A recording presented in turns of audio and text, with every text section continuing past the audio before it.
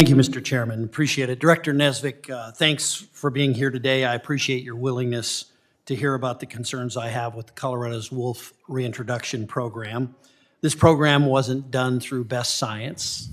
This was forced onto rural Coloradans through ballot box biology.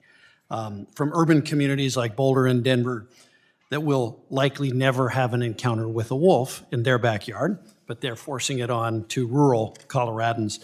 This had serious implications for my district as reintroduced wolves migrate across Colorado, and frankly, I'm not happy with the way that Colorado Parks and Wildlife has conducted the reintroduction program.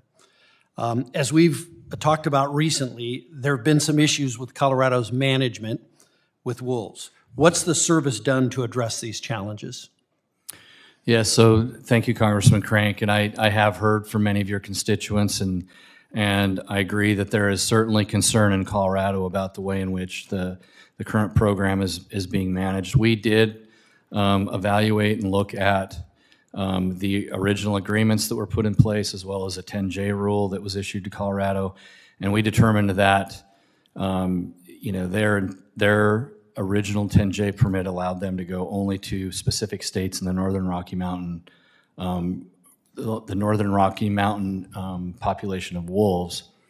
And when we were made aware that they were potentially going to go to places outside of those states, I notified Colorado that wouldn't be appropriate in accordance with the permit that they have now. I've also asked them, in response to some of the other recent actions, to provide us several pieces of information here in the near future so that we can fully understand their program and make sure that they're in compliance with the memorandum of understanding and agreement that we have with them. Yeah, and from the timing of that, I want to be clear too. They did it right before this new administration came in, just in early January. In my view, they hurried it, tried to sneak it in from Canada, which was not included as an area that they could introduce wolves from. Is that correct? Yes, Congressman, that's correct. So some lunatics who support Colorado's reintroduction effort have argued that the 10J rule and the memorandum of agreement apply only to post-release management. Do you agree with that interpretation, yes or no? Congressman Crank, no.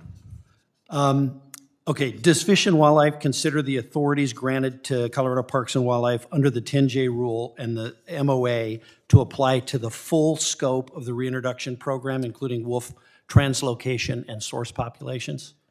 Congressman Crank, certainly that is outlined very clearly in those documents, and there are agreements within the document that talks about how both sides will communicate on wolf management issues.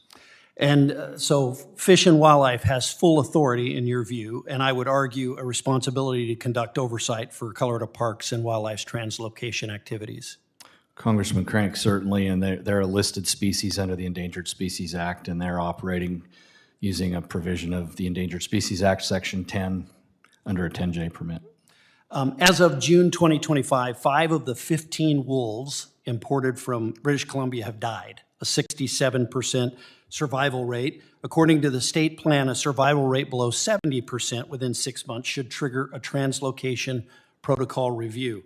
Additionally, a 6th wolf from Canada died in November of last year, and 4 wolves from the 10 released from Oregon have died, putting the overall survival rate at 60%.